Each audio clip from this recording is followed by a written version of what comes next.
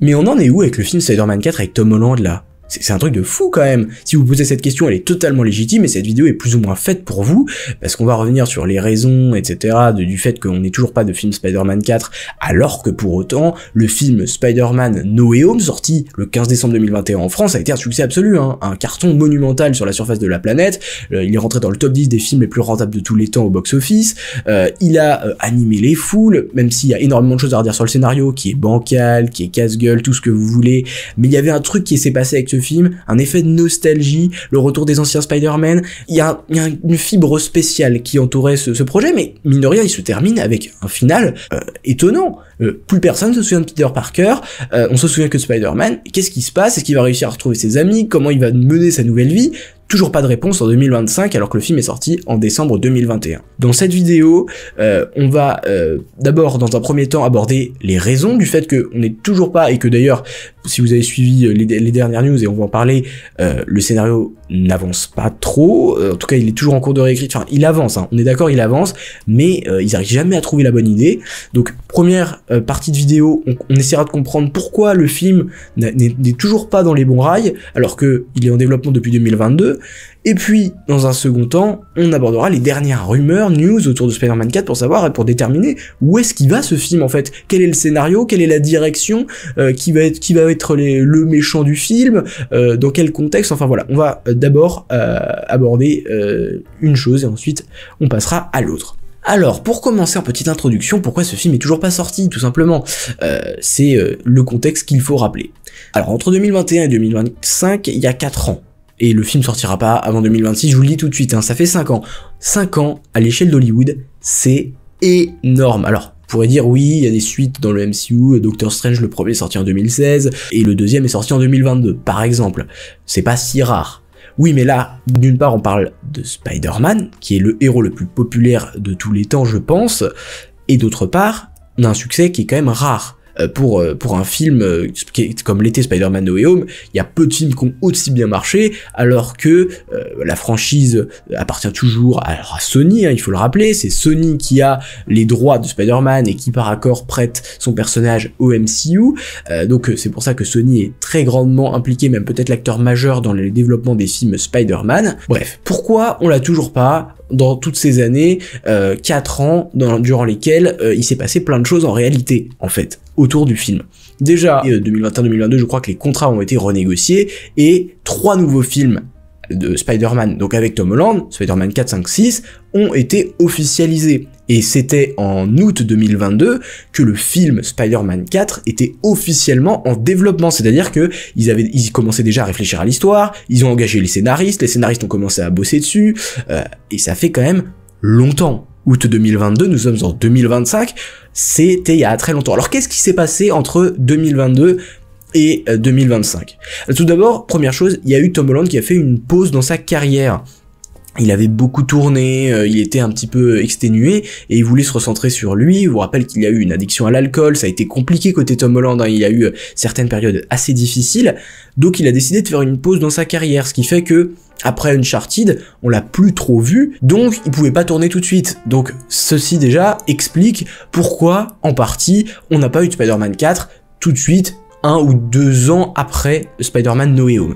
Deuxième raison, il y a eu la grève des scénaristes en 2023, où pour le coup le film a été mis totalement en pause et, d'après certaines rumeurs, totalement repensé, hein. Ils n'arrivaient pas à se mettre d'accord. Alors, il y avait la grève des scénaristes d'un côté, donc effectivement les scénaristes ne bossaient plus, donc forcément le film n'avançait plus, mais par contre, en plus de ça, de surcroît, le scénario n'arrivait pas à être convaincant, ils n'arrivent pas à trouver une histoire qui était suffisamment intéressante à raconter, parce que c'est pas facile, et surtout, c'est ce qui est souvent revenu, ils veulent être à la hauteur de ce qu'avait proposé No Way Home. Alors, bon, moi je trouve que la hauteur, elle est pas difficile à atteindre au niveau du scénario, comme je vous l'ai dit, mais pourtant, c'est assez louable de vouloir essayer de produire la meilleure chose possible pour le retour de Spider-Man au cinéma. Mais maintenant, ça commence à faire longtemps. Bon, il y a eu la grève des scénaristes qui a duré 4-5 mois, il y a eu la pause dans la carrière de Tom Holland, et puis il y a cette histoire, ce problème de scénario. Sauf que le problème de scénario ne s'est jamais vraiment réglé, et on va justement refaire le fil un petit peu de ce qui s'est passé avec ce film Spider-Man tout de suite. Surtout que, je vous en ai pas parlé, mais dans la même période, entre 2022 et 2025, il y a ce combat effréné qui a eu lieu entre Marvel et Sony. Marvel voulait absolument un film qui mettrait Spider-Man au centre, avec quelque chose de très terre-à-terre, street level, où Spider-Man se bat dans les rues, grosso modo, contre des héros, contre des vilains de rue, avec l'implication de Daredevil, peut-être contre le Caïd, avec un complot au niveau de la ville, où il faut que les héros se révoltent, etc.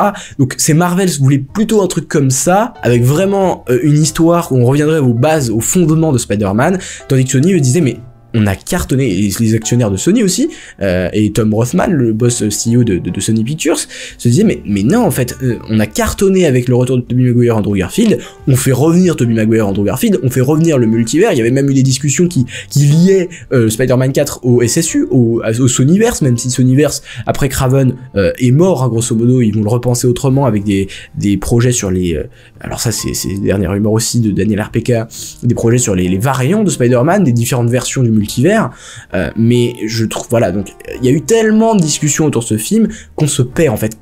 Où est-ce qu'ils vont, qu'est-ce qu'ils veulent faire avec ce film. Alors donc on revient à cette info dont je vous avais déjà parlé. On pensait que ça allait mieux en septembre 2024 quand il y a eu des révélations officielles par les médias traditionnels que Spider-Man 4 se datait pour le 24 juillet 2026, donc il y avait une date, enfin une vraie date officielle, et donc il sortirait après Doomsday entre les deux films Avengers, et que le réalisateur de Shang-Chi, Destin Daniel Cretton, était confirmé de retour, lui qui devait originellement s'occuper de The Kang Dynasty Avengers 5, qui a quitté le projet, et qui rejoint Spider-Man 4, qui avait plutôt bien géré Shang-Chi. Alors après, il y a toujours cette question de savoir à quel point les réalisateurs ont une marge de manœuvre dans ces films du MCU. Enfin voilà, on avait les premières infos officielles rassurantes, surtout que Tom Holland, dans le même mois, quelques jours après ou avant, je ne sais plus, est passé sur le plateau de Jimmy Kimmel Live et a dit que oui, il était de retour pour Spider-Man 4, que ça allait tourner à l'été 2025, que tout allait bien et qu'il avait lu le scénario et que c'était fou. En gros, il avait dit que c'était incroyable, qu'il avait lu avec Zendaya, qu'ils avaient sauté dans leur canapé parce que c'était exceptionnel. Et Daniel RPK affirme que à l'époque, que le tournage aura lieu de mai à octobre 2025, alors que le tournage de Doomsday sera de mars à août 2025 au Royaume-Uni. Voilà. Toujours dans cette optique de résumer un petit peu tout ce qui entoure le film, en septembre, on nous avait dit, Daniel RPK nous avait dit que le Spider-Man 4 se déroulerait bien après Avengers Doomsday, c'est-à-dire les événements du film, ce serait pas des préquels comme l'était entre les deux films Avengers qui étaient Infinity War Endgame, Ant-Man 2 et Captain Marvel, qui étaient des films qui se passaient dans le passé. Là, non, ce serait bel et bien un film qui se situe après Doomsday, c'est-à-dire qu'il y a une vraie incidence dans cette espèce de trilogie que formera Avengers Doomsday, Avengers Secret Wars et donc Spider-Man 4. Donc ça, c'était intéressant également. Bon, en novembre, on revient nous voir en nous disant que l'arc Devil's Reign, donc la volonté de Marvel Studios, vous savez, ce run Devil's Reign où le Caïd interdit les héros de New York et il y a une espèce de complot de chasse à la prime en fait, qui va réussir à arrêter les héros pour les emprisonner tout simplement, et donc c'est cet arc que voulait originellement adapter Marvel et qui sera donc décalé comme Cosmic Circus notamment l'avait déjà dit avant, plus tard dans la saga du multivers. Mais ça du coup c'est pas très surprenant. On va placer donc ce contexte, on va placer cette histoire après Avengers Secret Wars, parce que je pense qu'on en a un peu marre du multivers côté Spider-Man. On a connu beaucoup de films en ce moment et dernièrement sur le multivers. Je pense que notamment cette intrigue-là, autant ne pas du tout la mêler au multivers et faire un vrai truc quali et qui clôturera tout cet arc avec Wilson Fisk et Daredevil, plutôt que de faire ça rapidement en lien avec le multivers pour faire plaisir à la saga, mais qui n'aura pas de vrai impact et de vrai intérêt. Ensuite, donc nous avons eu en octobre et novembre, on nous a dit que Spider-Man 4 serait peut-être Brand New Day, que le titre de travail était Blue Oasis. Dans le même mois, en novembre 24, on nous avait dit que le tournage de Spider-Man 4 aurait lieu en août finalement, parce que il devait originellement avoir lieu de mai à octobre et du coup là il est décalé. La raison selon Daniel RPK, c'est que Tom Holland et Zendaya, il avait un emploi du temps bien pris, et je pense aussi avec le film de Christopher Nolan dont récemment Deadline a affirmé qu'il était le personnage principal. Tom Holland va être la figure charismatique de l'Odyssée de Christopher Nolan, donc il va avoir beaucoup de travail, donc je pense qu'il va tourner plusieurs mois et donc c'est obligé d'être décalé, donc la raison ceci explique cela.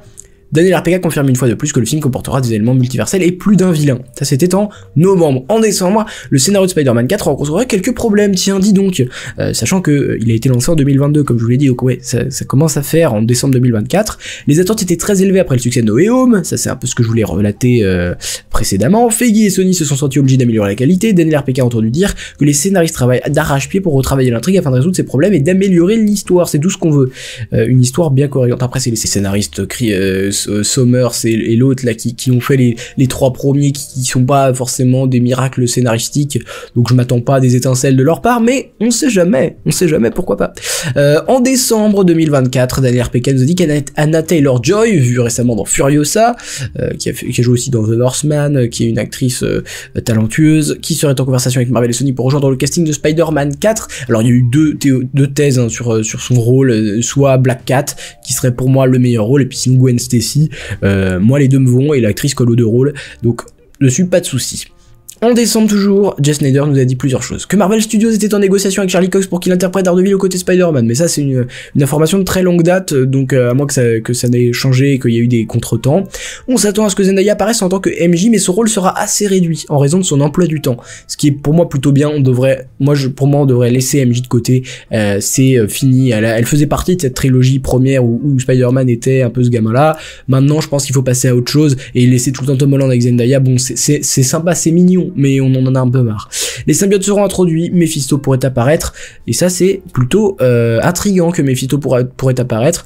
On sait qu'il va y avoir plusieurs méchants, mais là c'est clairement mystique, alors qu'on s'était dit plutôt Mephisto dans un projet Midnight Suns, contre un Doctor Strange, un Ghost Rider, un Moon Knight, ou même Blade, hein, mais contre Spider-Man ça paraît plutôt étrange, même si vous le savez, il y a un pacte diabolique qui s'est fait dans les comics où Peter peut sauver Tante May, mais en oubliant, en effaçant de sa mémoire du coup de Mary Jane, et en gros Mary Jane n'oublie que en fait Peter Parker et son mariage, enfin tout ça est annulé par ce pacte-là. Donc il y a aussi des histoires qui lient les deux personnages, et donc c'est pas forcément inintéressant. Par contre les symbiotes, mon dieu non. Alors oui, vous allez dire, il laisse un petit peu de symbiote Venom dans No Way Home, mais c'est hyper incohérent déjà sa présence. Mais après tout, pourquoi pas, il faut que ce soit un peu mieux expliqué, parce que sinon ça paraît hyper raccourci quoi, on nous prend un peu pour des idiots. Alors là, on arrive enfin en 2025 et Andrew Garfield, qui a été longtemps théorisé, et encore aujourd'hui, on nous dit qu'il va sûrement être dans le film, et il dit qu'il n'est pas impliqué Spider-Man 4, mais qu'il sait à présent que personne ne le croira. À partir de maintenant, bah oui, parce qu'à l'époque No Way Home, il a dit qu'il serait pas dans le film, et on l'a bien vu, il l'a été. Il a même dit qu'un truc qui était Photoshop, alors que c'était un vrai segment du film. Toujours en janvier 2025, selon le journaliste John Rocha, dans son podcast The Hot Mic, alors John Rocha, ou Rocha, je sais pas comment on dit, qui co-anime le The Hot Mic avec Jeff Snyder, donc qui lui aussi donne plein d'informations autour de Marvel. Le plan original pour Spider-Man 4 était de présenter un affrontement dans deux rues, hein, comme je vous l'ai dit, de très terre-à-terre, très réaliste, dans lequel Spider-Man et le Punisher se réuniraient pour affronter Hulk. Super cool comme projet, j'espère qu'un jour ça verra le jour, mais comme idée, moi ça me chauffe beaucoup. Bref, c'était un premier scénario, et très tôt il a été écarté après que Sony Pictures s'est appuyé sur le retour d'Andrew Garfield et Tobey Maguire, malheureusement.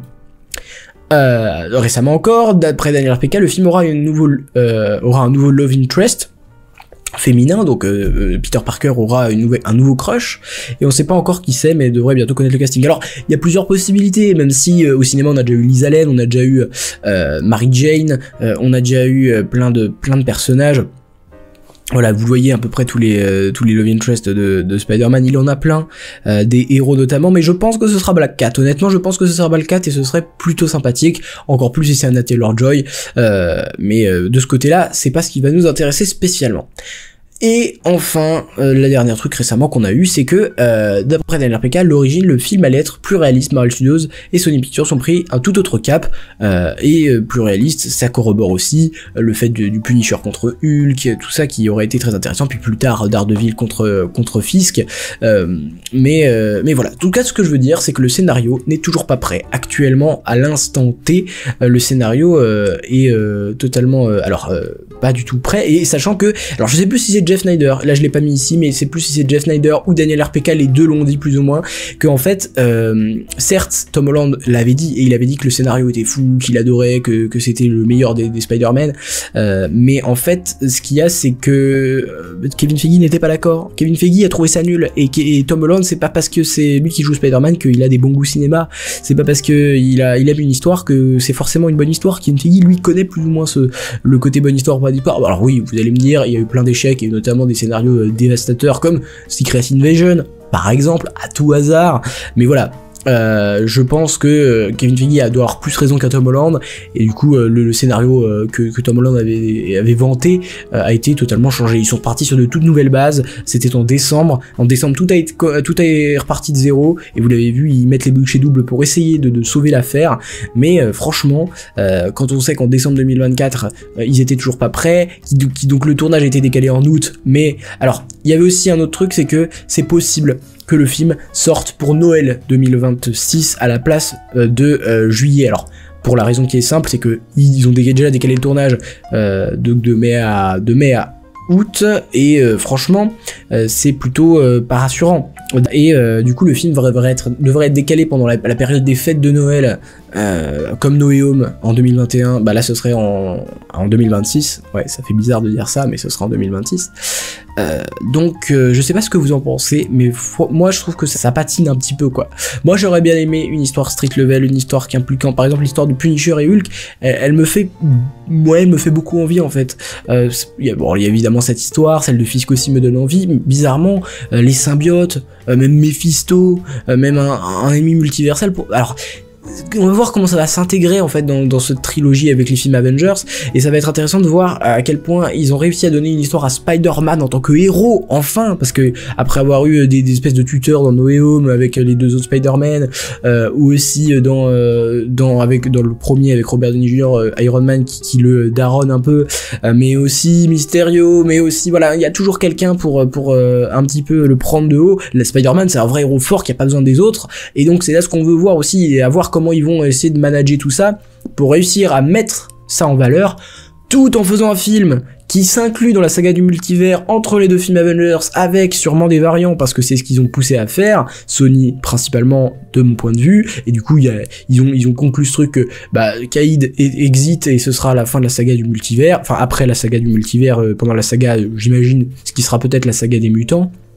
mais je pense qu'on est bon avec un peu cette recontextualisation du film Spider-Man 4, où est-ce qu'il en est, comment ça se passe, et voilà. J'espère que la petite vidéo vous a plu. Dites-moi si vous êtes un petit peu inquiet pour ce qui se passe avec ce film, ou si vous justement vous êtes confiant, le fait qu'il prenne beaucoup de temps, ça veut dire que ça va être forcément bien. Moi je vous laisse la parole en commentaire. N'hésitez pas à faire tout ce qu'il faut, abonner, liker, tout ça, ça fait vivre la chaîne, sachant que bon actuellement elle est démonétisée encore, ça devrait durer encore quelques semaines, je vous tiendrai au jus bien sûr, et puis nous on se retrouve pour une prochaine, et n'oubliez jamais, subscribers, rassemblement.